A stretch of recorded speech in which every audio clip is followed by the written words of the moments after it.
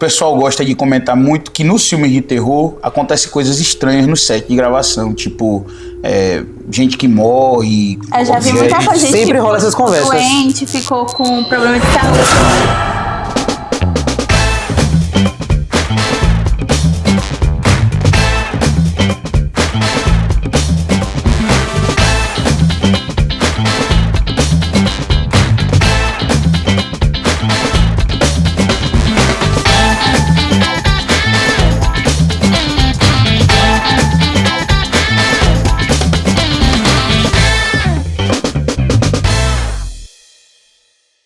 Se liga, esse é um bate-papo da Juventude Interligados e hoje a gente vai falar um pouquinho sobre um tema que deixa algumas pessoas assustadas. Eu, por exemplo, se estiver numa floresta e ver uma cabana, jamais entraria nela. Eu sou Euclides e I See Dead People. Eu sou Emily Castro e eu não durmo de luz apagada. Eu sou Junks e eu nunca entendo o que uma pessoa faz fora do quarto dela às 3 horas da manhã. Gente, nós vamos falar um pouco aqui sobre filme de terror e a gente quer realmente fazer uma discussão sobre esse tema e de que maneira o cristão pode olhar para esse tema. Para começo de conversa aqui, eu vou perguntar aqui aos nossos convidados quais os filmes de terror que o marcaram. Eu, por exemplo, fui muito marcado pelo filme Tubarão, do Steven Spielberg. É um filme assim que me assustou muito na primeira vez que assisti, eu era, acho que, criança para adolescente.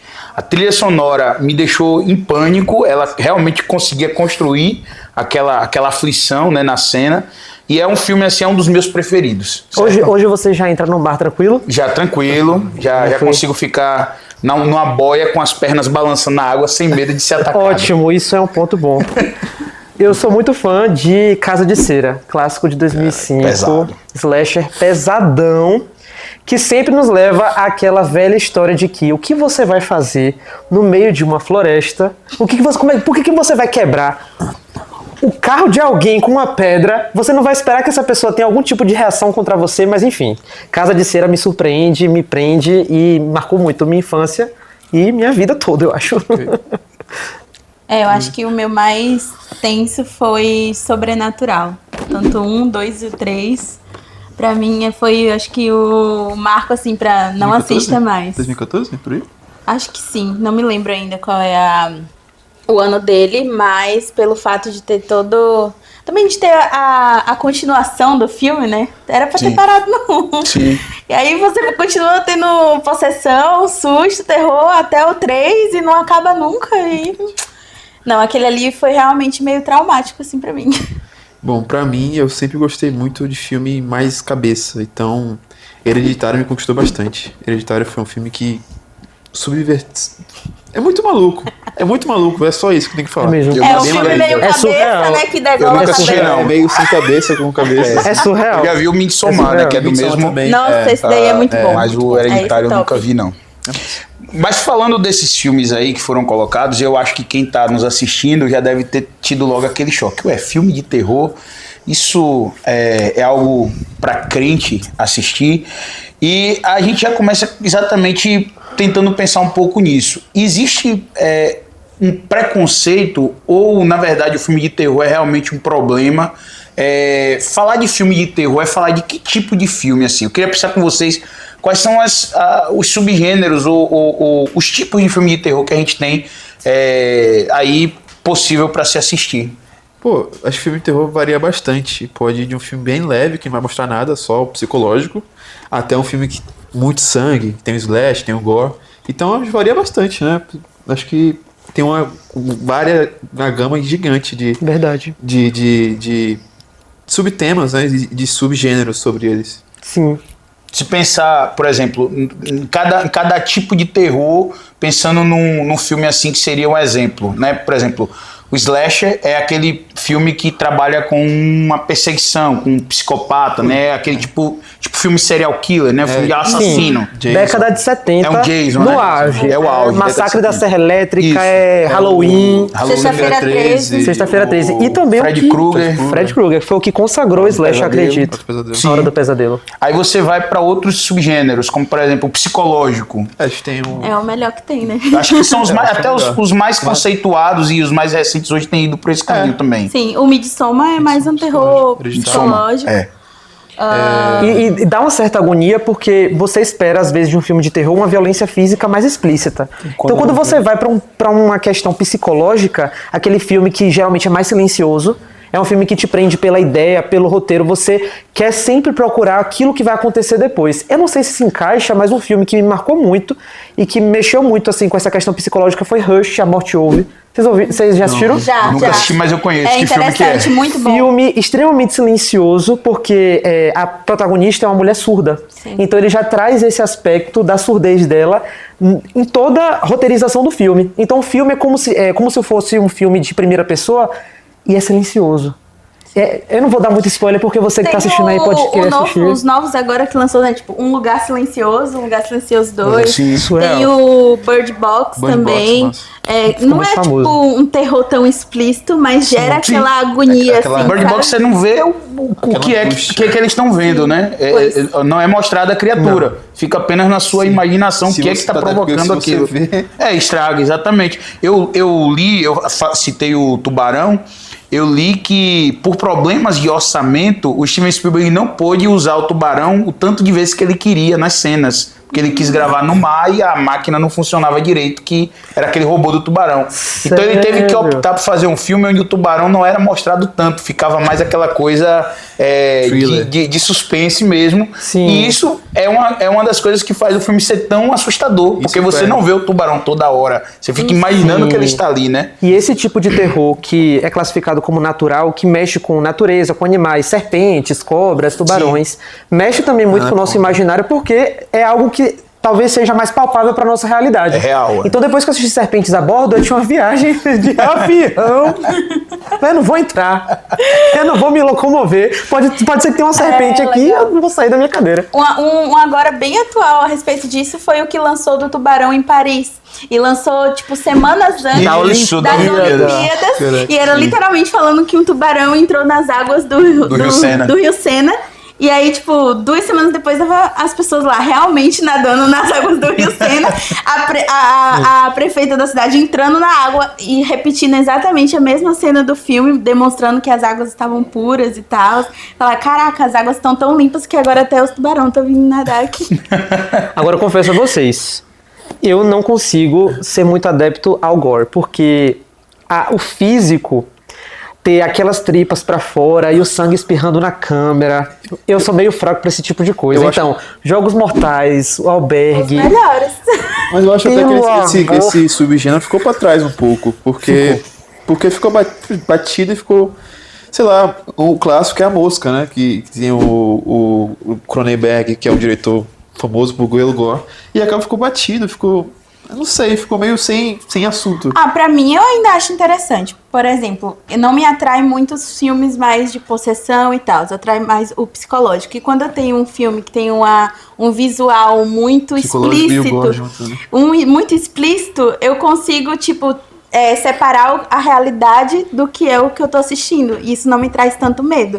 Então, por exemplo, Premonição, eu amo Premonição e ele é bem, assim, É explícito. muito explícito. Tem umas cenas Bastante. muito explícitas. Jogos Mortais também tem essa junção do gore e do O psicológico. Premonição, que é na época que eu era adolescente, quando o filme sai, ele começa o primeiro filme. É uma proposta extremamente interessante, é um roteiro muito bem feito, com uma ideia, uma sacada muito boa. Até chegar no 10. Mas os que vêm depois, cara, as sequências, ele passa a ser um filme onde você quer ver como vai ser Isso. a elaboração Não tem da mais morte, elemento né? surpresa, não tem mais elemento surpresa. Você perde Tem um sol, né? aquela premissa do primeiro Sim. filme, que é muito interessante. Então, Verdade. e aí eu acho que esse é um ponto do terror que boa parte dos filmes de terror, eles acabam apostando justamente nessa questão de ser aquela coisa muito visual, de ser aquela coisa bastante apelativa.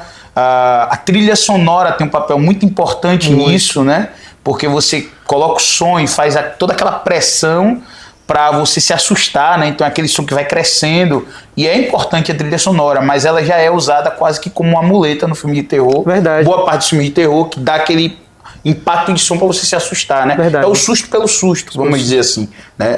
Jumpscare, né? É o jumpscare, pronto, que é um tipo, né? Quando vira susto pelo susto, acho que acaba perdendo o sentido do terror. Porque o terror é você sentir angústia e susto. E o filme não tem conteúdo, acho que acaba sendo raso. Pode até servir para algumas pessoas, pode entreter as pessoas, mas eu acho que quando fica nesse susto pelo susto, fica meio raso. Eu acho que fica meio... Tá, pessoal, e aí? Fala uma coisa pra mim, uma coisa até legal. Acho que legal é aqueles filmes que a gente assiste e depois vai no YouTube pra ver o que aconteceu em tal filme. Você pesquisa. E aí você consegue ver uns fatos por trás e tal. Eu não sei se vocês já viram um filme chamado Vivenda, se eu não me engano. Que é uma história de um casal que vai em um setor imobiliário. Eu nunca vi, e mas eles nunca conseguem sair desse condomínio. Eles ficam presos lá. E aí um dia chega uma criança dentro de uma caixa e é entregue pra eles. Cuidado com o spoiler. E aí eu não vou dizer o que é essa criança, né? Eu não vou continuar. Mas eles ficam no looping eterno de cuidar pra essa criança crescer e sem terem a possibilidade de sair de lá. Sim. Eu vejo, por exemplo, que cada gênero de filme vai ter os seus filmes bons e os seus filmes ruins. Então, por exemplo, você pode achar um filme de ação, que é um filme onde a ação ela é construída, você tem cenas de ação muito boas, mas há toda uma história. Você pode ter aquele filme de ação que é aquela porradaria gratuita, o filme todo, né?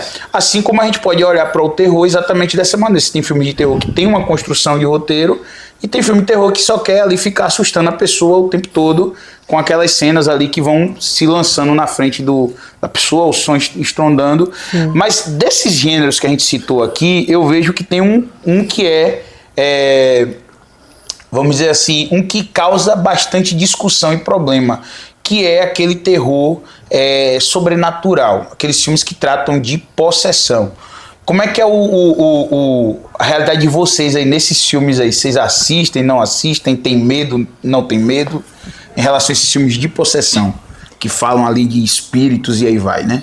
Eu parei de assistir há muito tempo já. Acho que tem uns 6 anos que eu não assisto filme de terror de possessão, porque isso me causou um trauma muito profundo. Tipo, eu já sentia que eu tinha uma sensibilidade maior para essa área, mundo espiritual e tal. E eu assistia muito, eu consumia muito filme, eu consumia muito sobrenatural, muito filme de possessão. E em certo momento eu assisti A Maldição da Residência Hill. E nessa série tem uma cena em que a menina ela passa por vários episódios de paralisia do sono. E eu me identifiquei muito com essa situação. Só que na paralisia de sono dela, ela tinha algumas visões e ela não sabia identificar o que eram essas visões que ela tinha. Eram visões realmente de terror. E eu já tive paralisia do sono e eu via algumas visões semelhantes. E aí eu pensava até que ponto aquilo ali é só ficção. Sim. E até que ponto isso tá dentro da minha realidade. Até que ponto eu tô misturando aquilo que eu vejo com aquilo que realmente está acontecendo na minha vida. Então eu meio que dei um break, parei de assistir. Só que ainda está sendo muito tratado em mim, porque eu não consigo dormir com a luz apagada. Eu não consigo dormir no escuro. Então mesmo que... Deixou uma marca, né? Mesmo que não tenha uma luz acesa, eu preciso ter aquelas luzes que coloca na tomada e fica aquela luz de bebê. Sim. Eu preciso ter algum tipo de luz, porque a minha mente já é uma mente muito criativa. E aí, juntando com tudo aquilo que eu aprendi e vi nos filmes de terror, quando tá tudo escuro, o que é que eu vou imaginar? Que tem um capeta ali no meu quarto, que tem um vulto. Não vou imaginar que o que eu tô vendo ali passando vai ser uma borboleta. Vou imaginar que é uma coisa do mal. Então eu meio que dei um pause, mas assim, eu acho que isso cada pessoa conhece o seu próprio limite, né? Cada pessoa sabe até onde aquilo te assusta, até onde aquilo interfere dentro da sua vida. Sim. E consegue estabelecer um limite que seja saudável para assistir. Eu acho que o ponto central foi essa última fala sua, porque tudo gira em torno de qual é o meu objetivo assistindo esse filme. O que eu quero dando play em determinado filme? O que eu estou procurando? Qual que é o meu objetivo naquele momento? Por que eu escolhi aquele filme? E aí entra essa questão, essa palavrinha-chave que é a consciência, né? Romanos 14, 12 tá aí pra provar isso pra gente. Você tá bem sua consciência está bem assistindo aquilo, você por alguma razão se sente incomodado de alguma forma, mas esse ponto específico dos filmes de possessão, ele é mais polêmico realmente, como o pastor Tiago falou. Por quê? Existe a figura central, né? O diabo ele é retratado de forma mais mais enfática nos filmes de possessão. Ele é o protagonista. Ele é o protagonista, entendeu? Então nós como cristãos, como é que fica a situação de que você assiste um filme que a figura central, que está ali a todo momento sendo de forma visível, quase que palpável, explorada, como é que fica a nossa postura em relação a uma situação como essa? Realmente é bem controverso. O filme que eu tive contato de possessão, que na minha memória, o primeiro filme que eu assisti, ainda adolescente, foi O Exorcista. Então, assim, eu comecei com o pior, ao meu ver, né? O Exorcista é muito pesado e da primeira vez que eu tentei assistir, na verdade, eu desisti. Eu não assisti. Fiquei muito assustado, fiquei com muito medo. Fiquei com muito medo mesmo, por muitos dias, com muito medo daquele filme. E depois, já mais velho, eu fui vê-lo, terminar finalmente de ver o filme, né? Assistir. E, novamente, eu fiquei assustado vendo o filme, já mais velho e tudo. Porque realmente o filme ele tem uma carga ali de expressão sobre a figura demoníaca que é muito pesada. Pode ser até caricata, de certa forma. E em até certo ponto caricata. Mas é muito pesado aquilo que o filme propõe, né?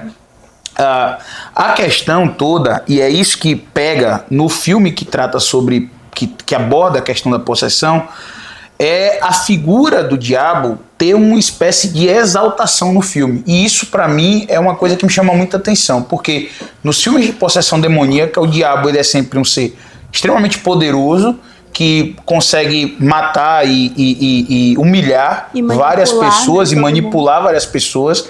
E via de regra nesses filmes também, quando se apresenta a figura religiosa, seja um padre, um sacerdote, alguma coisa que vai para confrontá-lo, ele sempre é alguém que tem alguma coisa escondida, é sempre uma figura hipócrita, é sempre alguém que vai ter muita dificuldade para vencer, é quase que humilhado até chegar no final e conseguir, né, ganhar. Então a gente percebe um problema na apresentação dessas figuras e até que ponto que isso molda a mentalidade das pessoas ao ver um filme desse. Por isso que o terror, como a gente falou, ele tem muitos subgêneros. Esse subgênero em específico, ele demanda uma certa atenção. Os outros também, mas esse em específico demanda atenção pela figura que protagoniza ali. Não é um ser humano mau, ou seja, não é alguém com uma moral deturpada, como um serial killer que está indo fazer maldade com as pessoas. Ali eu tenho a própria figura demoníaca sendo retratada e sendo às vezes até exaltada dentro daquele contexto ali que é feito, né? Eu estava refletindo enquanto você estava falando aqui, que parte desse meu medo é muito irracional, então eu sei que é algo que eu tenho que tratar, tipo, no meu subconsciente. Mas outra parte do medo é uma parte um tanto quanto racional que eu consigo controlar e que por vezes eu me pego tentando refrear isso. Porque eu também acredito que eu dar pauta pro diabo, sabe? Ficar com medo dele, meio que inibe o poder de Deus. Eu falo, caraca, sim, Deus é tão poderoso, ele com certeza tá aqui no meu quarto me guardando, eu vou ficar com medo do tinhoso. Ele tá aqui, não vou ficar com medo.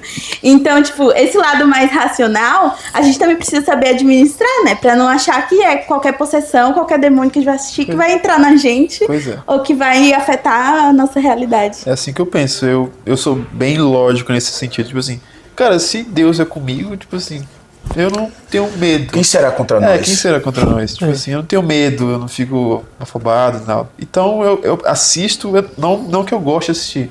Até porque eu acho esse tipo de filme meio... não vai me agregar nada, não vai ter nada virtuoso. Então eu não gosto de assistir. Mas se for pra assistir, eu assisto sem medo e tal. Então eu não vejo como uma coisa qualquer.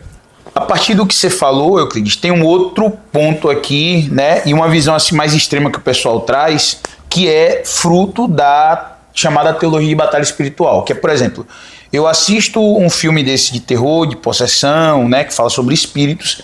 E a partir daquele momento eu abri um ponto, abri uma conexão, né? Eu permito que o diabo entre ali na minha casa através daquele filme ali. Agora eu preciso orar, repreender, ou chamar os irmãos, ou então fazer um processo, né? ali com um menino que assistiu o filme, mas essa é uma visão que não é uma visão que tem um amparo bíblico. A teologia da batalha espiritual que se forma, ela parte muito de experiências e não de Bíblia, né? De nomear demônios, de estabelecer demônios como responsáveis por determinadas coisas, responsáveis por determinados territórios, mas isso não há base bíblica, e essa visão de que você cria pontos de conexão, isso é uma visão assim, que realmente não se sustenta através do estudo mais apurado da Bíblia. Sim. Logicamente, se você tem um filme que tem ali, que trabalha com possessão, que mostra um ritual, e alguém está assistindo aquilo sim pode despertar um interesse na pessoa, e a partir daquilo que ela visualiza e a maneira como ela vai agir com aquela informação, sim, que ela recebeu, ela pode caminhar para algo que realmente o leve para algo ali voltado para o diabo. Mas o filme, ver aquele produto por si só, sim, é a mesma coisa de alguém que não é crente, que não obedece a Deus, mas tem a Bíblia aberta no Salmo 91 dentro de casa. Verdade. A Bíblia não faz um efeito na vida dele, a menos que ele leia e viva as Escrituras. Então o filme, é lógico, guardado os devidos parâmetros, nós precisamos avaliar com muito cuidado, e o ideal é que a gente não dê palco para filmes que têm essa premissa de exaltar o diabo, e inclusive de fazer desdém com a fé cristã, desdém com as figuras religiosas, mas daí você achar que aquilo abre um ponto de conexão, isso é algo que não tem base bíblica. E aí, a partir disso, eu acho que a gente pode puxar aqui o ponto exatamente de como o terror ele tem um papel na arte que às vezes não é percebido, porque o terror ele vai muito além do susto. Ele tem um aspecto de crítica social, e é assim que o terror, na verdade, até começa no cinema, como um gênero que tem como premissa trazer críticas, fazer críticas à sociedade. Disso aí, o que é que vocês teriam assim para falar? Eu acho que é um papel muito importante no filme de terror. Tem diretores hoje em dia que tá abraçando isso e levando isso para como carreira, como o Jordan Peele, que fez Corra, fez Nós e fez Não Olhe Pra Cima, Nope. Muito bom esse filme. Bom. Sim, os três. Todos os três têm críticas diferentes, sociais, em vários níveis de interpretações. Tem o Robert Eggers, que fez Hereditário, fez o Midsommar. Tem um cara que fez A Bruxa, que é o... Esqueci o nome dele agora. Ele fez A Bruxa e fez O Farol. O Villeneuve, eu acho. Não, o Denis Villeneuve fez Duna. Mas é isso. Hoje em dia tá vindo uma leva de terror com várias camadas. Então você pode ter o terror do susto, mas vai ter um novo, uma interpretação diferente para cada pessoa, que cada olhar que você olhar, tipo, você assistir diferente. Não vi isso aqui. Tem uma crítica aqui. Então, eu acho que é um papel importante no filme de terror hoje em dia. E a grande surpresa do Corra, né, e na verdade de todos os filmes ligados a essa questão do suspense social, como estão chamando hoje, do Jordan Peele, é que ele é um grande nome da comédia. Sim. Então ele acaba criando ele acaba quebrando, na verdade, né, o Jordan Peele, uma expectativa das pessoas, porque ele resolve ousar nessa área do terror, já que ele é um grande comediante lá nos Estados Unidos. E em algumas entrevistas ele já coloca que durante a infância e adolescência ele já teve alguma certa influência de filmes ali da década de 50, de 70, Vampiro das Almas, ele estava até falando aqui no backstage O Bebê de Rosemary também, que segue de certo ponto também essa base de crítica social. E aí você vê filmes que foram inclusive escritos em contextos sociais, políticos, ideológicos conturbados, como o próprio Vampiro das Almas, que foi ali no contexto da Guerra Fria. Então você observa, existe ali uma crítica ideológica por trás, socialismo, capitalismo, existe Esposas em Conflito também, que é da década de 70. Já traz também um terror misturado com a crítica social, de um momento que a mulher está querendo conquistar o espaço dela na sociedade. E, o próprio Noite dos Mortos-Vivos, do George Romero, que é 68, que é quando o Martin Luther King é morto, que é um filme de zumbi, mas é um filme de crítica social. O protagonista é um negro. Há uma questão ali voltada para essa crítica social. O George Romero, através dos zumbis, faz uma crítica ao preconceito racial. Depois ele faz crítica ao consumismo. Ele vai fazer ali, através do gênero do terror, essas críticas que a gente pode perceber, né? E é engraçado, sim. desculpa cortar você, mas é engraçado Não. como a comédia tem uma ligação com várias artes. Dessa, tipo assim, vários atores de comédia, como Jim Carrey, Adam Sandler. Você vê como eles vão atuar em um filme de terror ou de drama, eles são monstruosos. São, tipo assim, a melhor atuação do Adam Sandler é um filme de drama que ele tá ali suando, ele é um judeu, o Joss Brutus, que é um filme, nossa, Do Diamante, né? monstruoso esse filme. Então, tipo assim, é engraçado como tem essa ligação da comédia com várias outras artes que prepara você pra. Ah, eu quero fazer drama, eu quero fazer terror, eu quero fazer aquilo, e você vai soar suavemente, é como se fosse um. É engraçado como a gente pode fazer até um se liga de novo sobre comédia. Que eu acho que é mesmo, bom é tema mesmo. Vale. pra gente. Inclusive a relação entre comédia e terror, porque existe muita relação, né? sim. Eu saí do cinema semana passada com um gostinho, um flashback de Corra, com Pisque 2 vezes. Eu vi. E aí, esse filme traz uma crítica social gigantesca também. E se você lembrar de Corra, eu não sei se foi na mesma época, mas aquele movimento do Black Lives Matter Foi.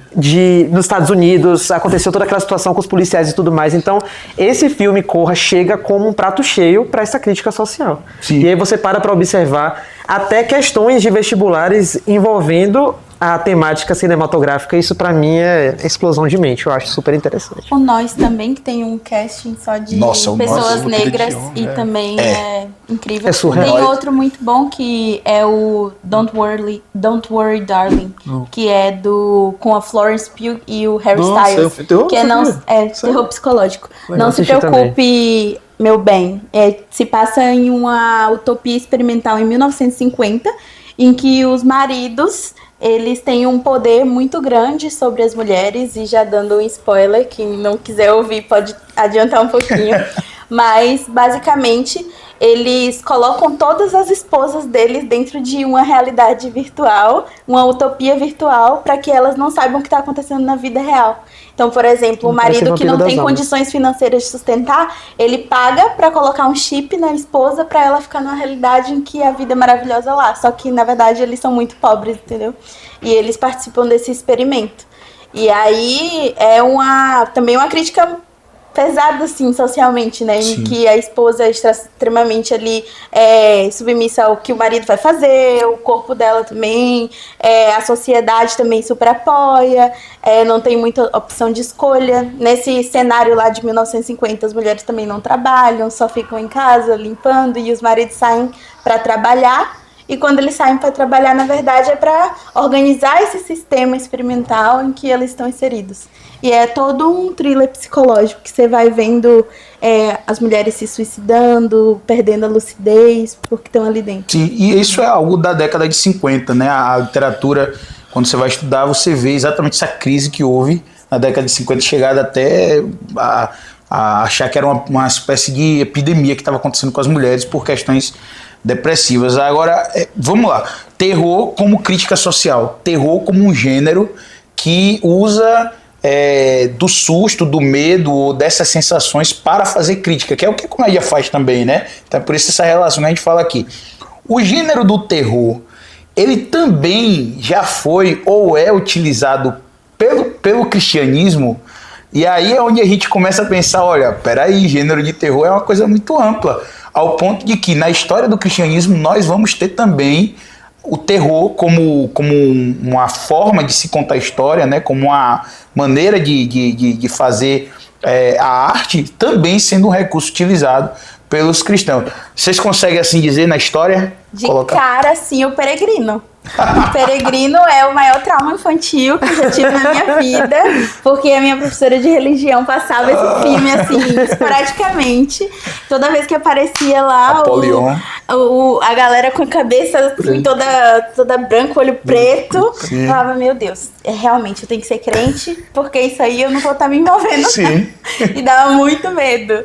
Tanto o Peregrino quanto a Paixão de Cristo também, aquela cena que gera uma agonia quando o Cristo tá na Via Dolorosa e aparece o diabo com o bebezinho assim, sim, sabe? Verdade. E ele tem toda uma cara sem sobrancelha, Sim, um sem aspecto expressão. bizarro. Coisa andrógena assim, né? Com a figura de bebê. Sim, quando ele olha pra Maria, tipo, afrontoso, assim, nossa, aquilo gera uma agonia e é um pouco de terror também. Tem também A cena de Judas, quando vai se suicidar, também é uma cena agoniante, Sim, sabe? verdade. O bicho assim, né? A cara do bicho, eu lembro. Pois é. Na história, a gente tem, por exemplo, a maneira como a vida após a morte era contada. Então, havia grupos de teatro na história que iam de povoados em povoados e faziam apresentações mostrando o fogo do inferno, mostrava queimando. Sim. Isso era um mecanismo para as pessoas doarem, comprar, né, as suas indulgências para ter menos tempo no purgatório ou, quem sabe, se livrar do inferno. Então era um recurso de terror utilizado naquele período ali que a gente tem anterior um pouco à reforma, né? O estilo gótico é um estilo do terror, né? Que é um estilo de literatura, um estilo de arquitetura, né? Que é usado também com uma espécie de terror. Você vai a algumas igrejas da Europa com estilo gótico, você vai ver muita caveira assim, né, espalhado na própria arquitetura. Há essa ideia, né, da morte e etc. Tem um filme chamado Sétimo Selo, que é um filme muito maluco, nossa, 60, não sei, década de 60, que é um cara voltando da guerra, ele encontra a morte e joga xadrez com a morte. Ele ganha dela. Então ele faz uma aposta com ela, tipo assim, toda vez que você vir atrás de mim, jogar xadrez, quando eu ganhar, eu fico vivo. E quando você perder, eu sigo minha vida até você voltar. E isso, o cara vai seguindo a vida, mas ele, tipo assim, a morte sempre atrás dele. Então é tipo um terror, mas não é um filme que dá aquele susto, é um filme mais psicológico, você vai pensando assim. E no final, você, tipo assim, não consegue correr da morte, ninguém consegue correr da morte, né? Então, no final, a morte vem, mas tem todo um contexto maluco, e é bem gótico, é bem diferentão. E a estética é diferente, é um filme né? que marcou muito, é preto e branco, então é muito diferenciado o filme, e é um filme que eu indico bastante. Se a gente pega atualmente, eu posso, por exemplo, citar Os Deixados para Trás. Deixados para Trás é um filme de terror, do ponto de vista da proposta. Ele pode não ser um filme de terror na sua execução, talvez ali, né? Dado as dificuldades, né? E se você coloca as trombetas de Lauriette na trilha sonora, meu amigo. Mas o Deixados para Trás, ele quer assustar. A proposta dele é ser um terror, ele quer assustar, né? O Jardim do Inimigo. Clássico. Todo mundo conhece Jardim do Inimigo, a produção eu vejo assim, a proposta do Jardim do Inimigo é aquela... E aí, ó, uma coisa que a gente puxou lá da questão do filme de possessão. O Jardim do Inimigo, a figura que faz a narrativa caminhar é a figura do diabo. É a figura do inimigo. Contudo, a maneira como o Jardim do Inimigo trabalha não é exaltando o diabo. É mostrando exatamente o quanto que ele, por ser alguém mal e vencido, está tentando e achando espaço para o ser humano ceder, né? Veja a diferença de como que a compreensão adequada de quem é o diabo faz com que você até possa usá-lo na narrativa, mas de uma maneira acertada. Inclusive, dentro desse aspecto cômico, dá até para lembrar de Cartas de um Diabo, né? Perfeito. Algumas referências. Cartas de um Diabo, eu só aprendi. Porque Lewis, ele traz esse aspecto cômico, mas você... observando, fazendo uma leitura mais atenta, você consegue entender as entrelinhas ali. Você sabe que aquilo ali é uma crítica. O livro é muito sagaz. E a peça Jardim do Inimigo também é muito bem escrita, porque no decorrer da história você percebe o desenvolvimento dos personagens, a ligação dos personagens com o protagonista, que é o diabo, o como ele consegue se filtrar na realidade de todos aqueles ali, e aquela atriz que atua junto com ele, que vai fazendo os contrapontos. Sim. Trazendo as luzes, né, a verdade da Bíblia. Ela ali é o ponto de esperança, ela ali é o momento de alívio para a plateia, para o que as pessoas estão assistindo. Porque se você tem uma peça também, no momento em que o diabo tá ali o tempo todo e não tem nada para contrapor ali, fica pesado para quem está assistindo. Então ela entra ali sempre com versículos: conhecerei a verdade vos libertará. Ela sempre traz alguma palavra de ânimo, de reforço para as pessoas que estão assistindo e para aqueles personagens também. Então é muito bem sacado. Muito bom. Sou muito fã da Nicia, eu não tenho o que falar, na verdade. É muito bom. E aí a gente vai também para a Bíblia, tá? A Bíblia teria textos que estariam enquadrados, porque a Bíblia é um conjunto de livros, e a Bíblia tem vários gêneros ali na sua estrutura. Teria o gênero do terror na Bíblia? Vocês conseguem citar ou lembrar de gênero de terror na Bíblia? Olha, uma pessoa já me disse que o livro de Apocalipse é um filme de terror que a tela projetada é o céu. Porque tem cavaleiros, porque tem flagelos, porque tem selos quebrados, porque tem toda a construção do livro, na verdade, que mostra a destruição da humanidade, o mar de sangue, as úlceras, enfim, tudo aquilo que vai acontecer nos dias, né, a visão de João em si. Então eu já ouvi de uma pessoa, achei isso muito engraçado e falei, eu vou anotar para falar no podcast. É um filme de terror projetado no céu, o Apocalipse. É um filme, um livro que realmente convida pra gente... Quando eu era mais nova, eu era muito obcecada pelo Apocalipse. Tipo, li 4 vezes. E aí eu não via com essa visão de ser filme de terror. Eu via mais com a visão de, tipo... De esperança. De esperança. Solução. Tipo, ainda bem que isso vai acontecer. Mas...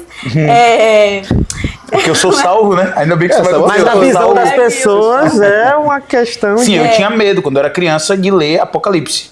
Eu achava fantástico, porque eu tentava ficar decifrando as entrelinhas ali. Porque não é tudo muito explícito, né? Sim, você tem sim. que... ou o Espírito Santo vai te revelar aquilo ali que você tá lendo, ou você não vai saber, você vai saber lá na hora, Sim. né? Mas eu acho que tem passagens na Bíblia que são ainda mais pesadas, tipo o esquartejamento da mulher que acontece lá em Juízes. Juízes 19, os espíritos malignos que estão atormentando Saul. Tem a própria morte, o primeiro assassinato, né? Caim e Abel ali. Pra mim, aquilo ali retratado Quem numa tem tela voz. seria um filme de terror. As pragas do Egito. Isso, as pragas do Egito também. Acho que tem várias passagens assim que são bem macabras. Você tem na Bíblia vários relatos de possessão. E aí, eu acho que se você pegar o relato da possessão do endemoniado gadareno, aquilo ali dá um filme de terror absurdo. Porque olha só, ele dormia em meio aos sepulcros. Ele era acorrentado, quebrava as correntes, tinha uma força Super descomunal, andava pelado. Estava já numa situação já desfigurada. E quando ele chega, ele vai gritando, as pessoas têm medo. A cena onde Jesus faz a expulsão dele é uma cena bastante aterrorizante. Ele chega, grita, Jesus expulsa, aqueles demônios entram em porcos que vai correndo, aquela manada desesperada e cai de um espinhadeiro. Imagine essa E cena. aquela passagem que ele fala, qual é o seu nome? Legião. Legião, Somos exato. muitos. Porque somos Me muitos. arrepia toda É aquilo ali. pesado. Inclusive tem um filme de terror, de possessão, que o Anthony Hopkins estreia, Nossa, que ele esse grita, ele muito fala, bom. Legião, né? Legião. Então, assim, aquele terror ali naquele relato bíblico, não só nesse, mas você pega, por exemplo, o relato de possessão também que tem lá em Atos, quando alguns jovens vão tentar expulsar um demônio por ver Paulo expulsando, e na hora que eles vão expulsar, eles não conseguem, os demônios avançam em cima dele, rasgam as roupas, batem e eles saem pelado, correndo, envergonhado, né? Então isso está lá em Atos, no relato também. Então você vê que o gênero terror, logicamente, ele está presente na maneira de se contar e de se narrar uma história e até dentro da própria literatura bíblica, e por isso assim é uma forma interessante de deixar a gente, né, despertar na gente aquele susto, dar na gente aquela possibilidade de criar emoções, né?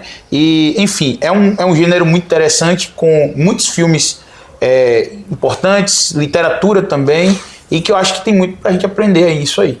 É isso mesmo. Pra gente chegar então ao fim do nosso papo, eu vou pedir para que cada um aqui dê as suas palavras finais e as suas recomendações.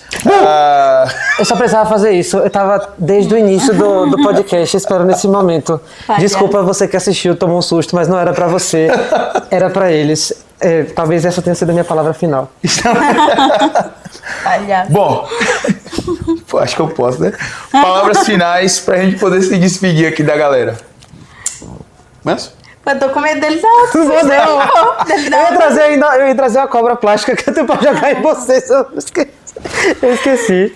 Ai, minhas palavras finais a respeito desse tema é: conheça seus limites, né? Falando por experiência pessoal, até onde você consegue assistir, o que você acha que vai te edificar ou não, o que você acha que é interessante ou não. Tem muita coisa boa, eu acredito, tem muito filme legal, muitos filmes de terror psicológico que são muito interessantes, muita crítica social. que vai acarretar algo na nossa vida, que a gente pode usar isso até tipo no Enem, como tema de algum TCC, algo interessante. Mas também tem o outro lado que por vezes é muito prejudicial e nós como cristãos temos que ficar atentos àquilo que a gente está consumindo, né? Então é isso. Fique de bem com a sua consciência. Acho que esse versículo de Romanos, ele me acompanha muito, porque a palavra-chave é consciência. A sua consciência permite, se por alguma razão você se sente incomodado, meu amigo, abandone. Eu diminui muito o ritmo, porque não estava me fazendo bem em algumas áreas. Apesar de que eu sempre usei isso com a minha mãe, quando ela me pegava no flagra assistindo filme de terror. A neurociência já diz que nos momentos de horror, naquele momento ali que você está realmente assustado, seu sistema nervoso autônomo ele precisa ficar ligado. Então, o momento de descarga total, seu corpo libera muita endorfina e você fica aliviado. Aquela parte do seu cérebro fica aliviada porque aquilo ali passou. E isso faz bem para sua saúde. Tá, pronto, parênteses fechado. Mas tenha muito cuidado. Filme de terror faz bem pra saúde. Tá vendo aí? Tá vendo aí? Olha só a justificativa. Thumbnail. Mas, como o Mili falou, conheça os seus limites e tenha sempre, como palavra-chave, a sua consciência. A sua consciência te permite, você sente algo, você se sente incomodado com isso, leia Romanos 14, 12, leiamos, né? Isso pra mim também. E acho que é isso. É isso. Os dois falaram muitas coisas importantes. Eu vou indicar uns filmes então. Silêncio dos Inocentes. Não falamos de Silêncio dos Inocentes. Tem que falar sobre Shyamalan, tem que falar sobre Stephen King, tem que falar sobre... Stephen King. Não sei. Que filme você indica agora? Tem muito assunto, né, pra se tratar. Tem muito. Também. Agora lembra que vocês estão recomendando os filmes aí, mas tem que ver a faixa etária. Porque verdade. Tem filme que Jovens. a classificação dele é 18 anos. Por favor, tem filme hein? que a classificação é Liga Team. 16. Todo mundo é de maior. Galera da Liga Team, pelo amor de Deus, Cuidado, nada pessoal. disso, tá? A minha palavra final, assim, de filme de terror, assim, pra indicar, acho que foram os nomes aí já listados, né? Eu não consigo lembrar aqui de mais nenhum outro, não. Mas minha palavra final para cada um de vocês, gente, é aquilo que o texto bíblico diz, que a gente quer coma, quer beba, quer faça qualquer outra coisa, fazer tudo para a glória de Deus. Nós precisamos ter esse cuidado muito grande em nossa vida de perceber aquilo que nós estamos fazendo sempre com um propósito. Se você assiste e vê um filme e você percebe que aquele filme tem algo ali acrescentado, um ponto de vista de conhecimento de mundo, de crítica social, vai trazer para você algum tipo de visão melhor sobre as coisas, até num diálogo, num conhecimento, beleza. Se é um filme gratuito e que lhe faz mal, afasta disso, acho que é o ideal, tá? E lembre-se sempre de ter uma visão bíblica muito apurada, para que você possa conhecer quem é Deus, quem é o diabo, o que é a maldade humana, a partir da visão correta que é a das Escrituras, sempre, e não a partir daquilo que muitas vezes a arte proporciona, né? Essa é a minha palavra final, e esse foi um Se Liga, um bate-papo da Juventude Interligados, hoje com muitos temas horripilantes aqui, mas com esse propósito de trazer uma visão cristã sobre os assuntos, tá bom? Fica na paz, Deus abençoe, tamo junto, valeu! Beijinho. E aí, galera, gostou? Curte, comenta, compartilha, porque essa é uma produção da Juventude Interligados. Teremos episódios às quintas de 15 em 15. Nos acompanhe no Instagram, @juventude.interligados.